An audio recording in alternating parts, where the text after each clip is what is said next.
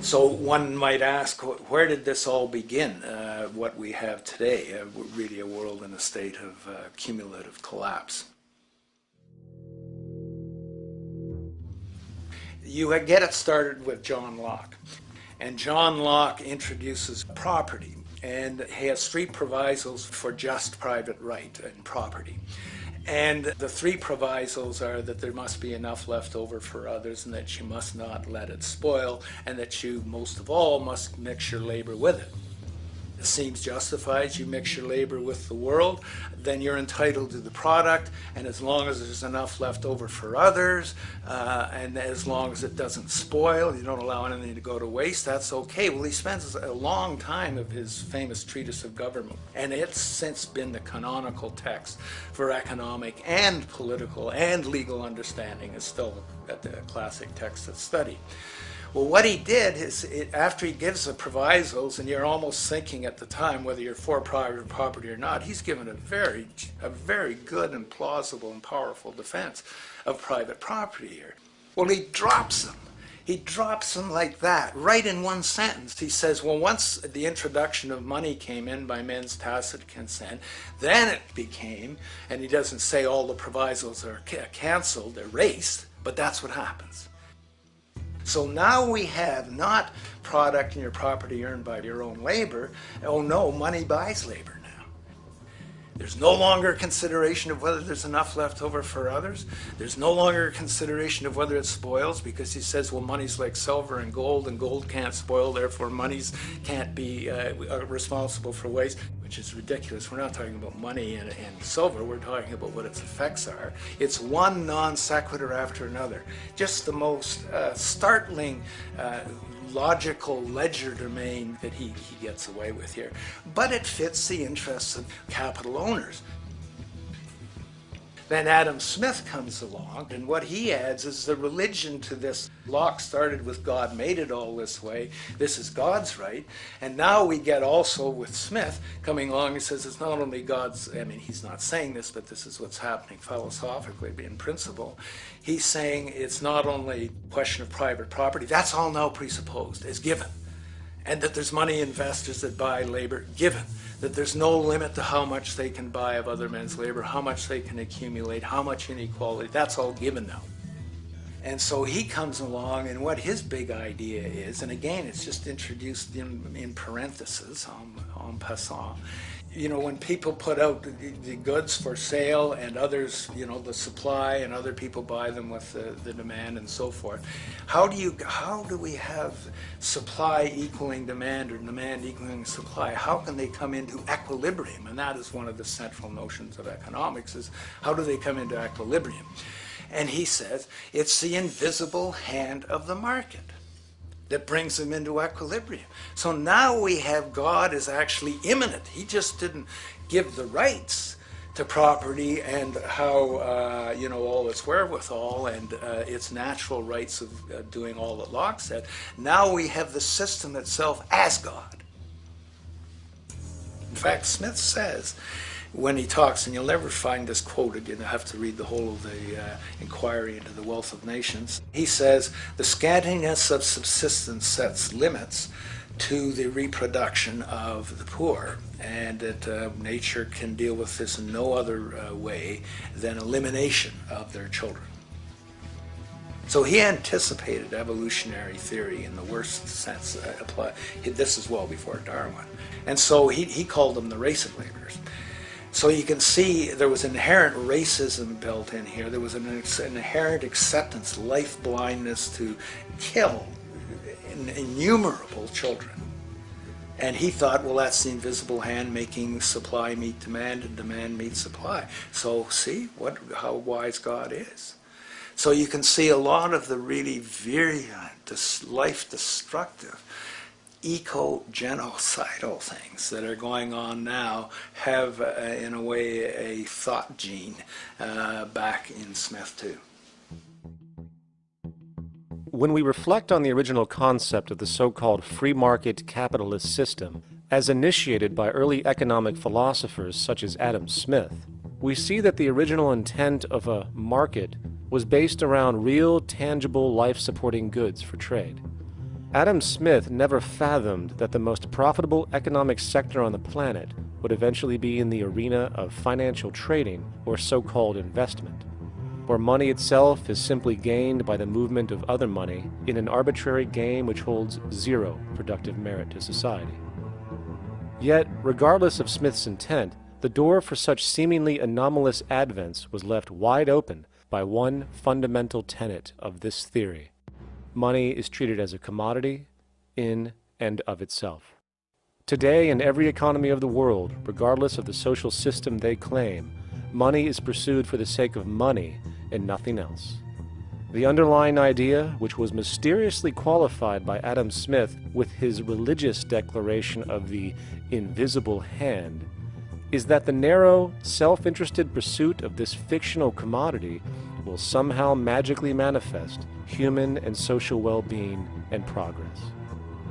The reality is that the monetary incentive interest, or what some have termed the money sequence of value, has now completely decoupled from the foundational life interest, which could be termed the life sequence of value. What has happened is that there's a complete confusion in economic doctrine between those two sequences. They think that the money sequence of value delivers the life sequence of value, and that's why they say if more goods are sold, if GDPs rise and so forth, therefore there'll be more well-being, enhanced well-being. We take the GDP to be basically our indicator of social health. Well, there you see the confusion. It's talking about money sequences of value, that is all the receipts, all the revenues that are derived from selling goods, and they're confusing that with life reproduction, so that you have built right into this thing from the beginning is a complete conflation of the money and life sequences of value. So we're dealing with a kind of structured delusion that becomes more and more deadly as the money sequence decouples from producing anything at all. So it's a system disorder, and the system disorder seems to be fatal.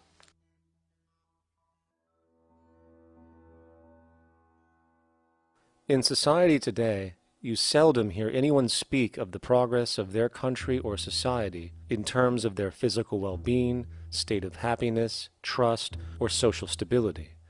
Rather, the measures are presented to us through economic abstractions. We have the gross domestic product, the consumer price index, the value of the stock market, rates of inflation, and so on. But does this tell us anything of real value as to the quality of people's lives? No, all these measures have to do with the money sequence itself and nothing more. For example, the gross domestic product of a country is a measure of the value of goods and services sold. This measure is claimed to correlate to the standard of living of a country's people. In the United States, healthcare accounted for over 17% of GDP in 2009, amounting to over $2.5 trillion spent, hence creating a positive effect on this economic measure. And based on this logic, it would be even better for the U.S. economy if healthcare services increased more so, perhaps to $3 trillion or $5 trillion, since that would create more growth, more jobs, and hence boasted by economists as a rise in their country's standard of living. But wait a minute, what do healthcare services actually represent? Well, sick and dying people. That's right, the more unhealthy people there are in America, the better the economy. Now, that is not an exaggeration or a cynical perspective. In fact, if we step back far enough, you will realize that the GDP not only doesn't reflect real public or social health on any tangible level, it is, in fact, mostly a measure of industrial inefficiency and social degradation. And the more you see it rise, the worse things are becoming with respect to personal, social, and environmental integrity. You have to create problems to create profit. There is no profit under the current paradigm in saving lives, putting balance on this planet, having justice and peace or anything else. There's just no profit there. There's an old saying, pass a law, create a business. Whether you're creating a business for a lawyer or whatever. So, crime does create business, just like destruction creates business in Haiti. We have now roughly 2 million people incarcerated in this country, and of those, many of them are in prisons run by private corporations, Corrections Corporation of America, Wackenhut, who trade their stock on Wall Street based upon how many people are in jail. Now that's sickness, but that is a reflection of what this economic paradigm calls for. So what exactly does this economic paradigm call for? What is it that keeps our economic system going? Consumption. Or more accurately, cyclical consumption. When we break down the foundation of classic market economics, we are left with a pattern of monetary exchange that simply cannot be allowed to stop or even substantially slowed, if the society as we know it is to remain operational. There are three main actors on the economic stage: the employee, the employer, and the consumer. The employee sells labor to the employer for income. The employer sells its production services and hence goods to the consumer for income. And the consumer, of course, is simply another role of the employer and employee, spending back into the system to enable the cyclical consumption to continue. In other words, the global market system is based on the assumption that there will always be enough product demand in society to move enough money around at a rate which can keep the consumption process going. And the faster the rate of consumption, the more so-called economic growth is assumed, and so the machine goes. But hold on, I thought an economy was meant to, I don't know, economize? Doesn't the very term have to do with preservation and efficiency and a reduction of waste? So how does our system, which demands consumption and the more the better, efficiently preserve or economize at all? Well, it doesn't. The intent of the market system is, in fact, the exact opposite of what a real economy is supposed to do, which is efficiently and conservatively orient the materials for production and distribution of life-supporting goods. We live on a finite planet with finite resources, where, for example, the oil we utilize took millions of years to develop, where the minerals we use took billions of years to develop. So, having a system that deliberately promotes the acceleration of consumption for the sake of so-called economic growth is pure ecocidal insanity. Absence of waste, that's what efficiency is. Absence of waste. This system is more wasteful than all the other existing systems in the history of the planet. Every level of life organization and life system is in a state of crisis and challenge and decay or collapse. No peer-reviewed journal in the last 30 years will tell you anything different. That is that every life system is in decline, as well as social programs, as well as our water access. Try to name any means of life that isn't threatened and in danger. You can't. There really isn't one, and that's very, very despairing. But we haven't even figured out the causal mechanism. We don't want to face the causal mechanism. We just want to go on, that's what insanity is, where you keep doing the same thing over and over again, though it clearly doesn't work.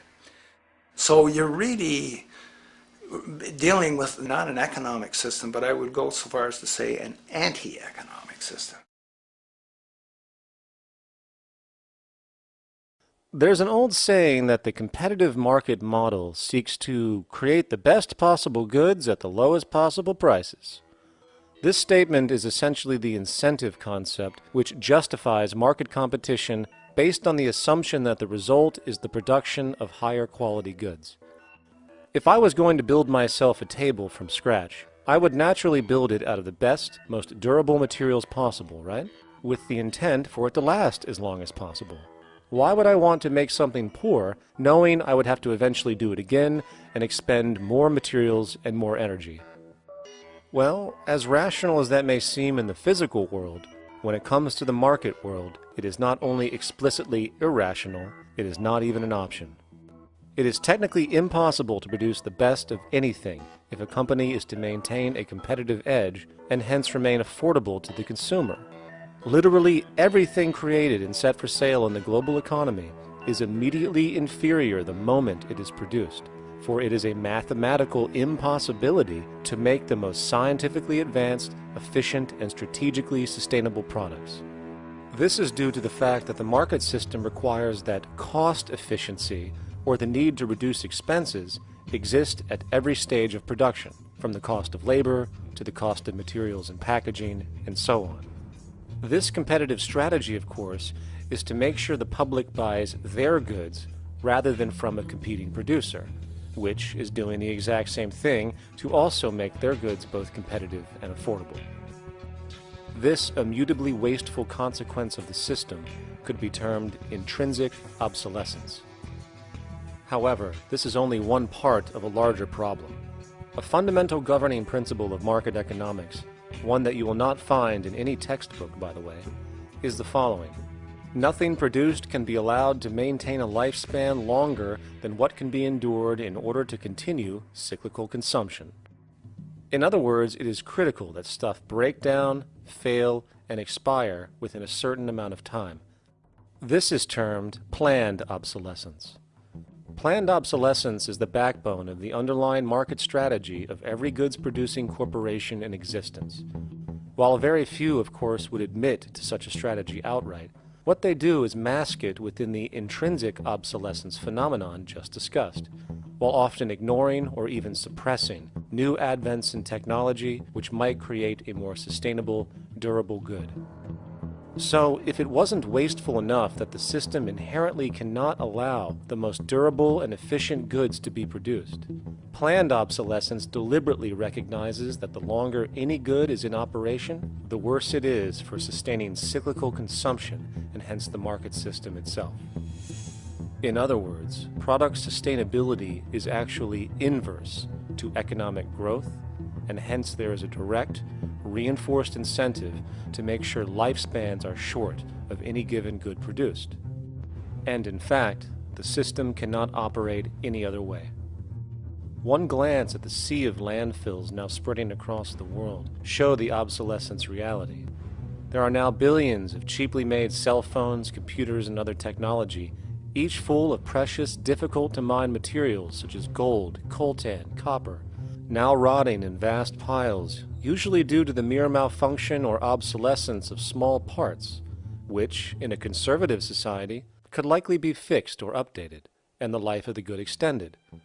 Unfortunately, as efficient as that may seem in our physical reality, living on a finite planet with finite resources, it is explicitly inefficient with respect to the market. To put it into a phrase, efficiency, sustainability, and preservation are the enemies of our economic system.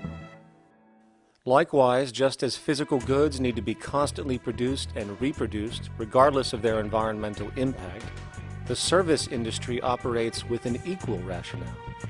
The fact is, there is no monetary benefit to resolving any problems which are currently being serviced. At the end of the day, the last thing the medical establishment really wants is the curing of diseases such as cancer, which would eliminate countless jobs and trillions in revenue. And since we're on the subject, crime and terrorism in this system are good. Well, at least economically, for it is employing police, generating high-value commodities for security, not to mention the value of prisons that are privately owned for profit. And how about war? The war industry in America is a huge driver of GDP, one of the most profitable industries, producing weapons of death and destruction. The favorite game of this industry is to blow things up and then go and rebuild them for profit. We saw this with the windfall billion-dollar contracts made from the Iraq War. The bottom line is that socially negative attributes of society have become positively rewarded ventures for industry, and any interest in problem resolution or environmental sustainability and conservation is intrinsically counter to economic sustainability. And this is why, every time you see the GDP rise in any country, you are witnessing an increase in necessity, whether real or contrived. And by definition, a necessity is rooted in inefficiency. Hence, increased necessity means increased inefficiency. The American dream is based on rampant consumerism. It is based upon the fact that mainstream media, and especially commercial advertising, all corporations who need this infinite growth have convinced us or brainwashed most people in America, and hence the world, that we have to have X number of material possessions and the possibility of gaining infinitely more material possessions in order to be happy. That's just not true. So why do people continue to buy in this way, which is ultimately eco-genocidal in its systemic effects cumulatively? And it just is classical operant conditioning. You simply put inputs of conditioning into the organism, and you have outputs of desired behaviors or goals or objectives. And it has all the resources of technology. And they boast about how they get into the minds of infants. What they hear is already making them conditioned to the brand. Then you see, well, that's how people have been such fools. In a way, they've been taught to be fools. It's a value system disorder. You know, if there is any testament to the plasticity of the human mind, if there is any proof to how malleable human thought is and how easily conditioned and guided people can become based on the nature of their environmental stimulus and what it reinforces, the world of commercial advertising is the proof. You have to stand in awe at the level of brainwashing where these programmed robots known as consumers wander the landscape only to walk into a store and spend, say, $4,000 on a handbag that likely costs $10 to make in a sweatshop overseas, only for the brand status it supposedly represents in the culture. Or perhaps the ancient communal traditions which increase trust and cohesiveness in society, which have now been hijacked by acquisitive, materialistic values, where now annually we exchange useless crap a few times a year. And we might wonder why so many today have a compulsion to shopping and acquisition, when it is clear that they have been conditioned from childhood to expect material goods as a sign of their status with friends and family. The fact is, the foundation of any society are the values that support its operation, and our society, as it exists, can only operate if our values support the conspicuous consumption it requires to continue the market system. 75 years ago, consumption in America and much of the First World was half of what we see today per person. Today's new consumer culture has been manufactured and imposed due to the very real need for higher and higher levels of consumption. And this is why most corporations now spend more money on advertising than the actual process of product creation itself. They work diligently to create a false need for you to fill, and it happens to work. You know, economists are in fact not economists at all. They're propagandists of money value, and you'll find that all their models basically get down to token exchanges that are to the profit of one side or both sides or whatever, but they're completely disconnected from the actually existing world of reproduction. In Ohio, an old man failed to pay his electric bill. You may be familiar with the case. And the electric company turned off the electricity and he died. The reason they turned it off was because it wouldn't have been profitable for them to keep it on because he didn't pay his bill. Do you believe that was right?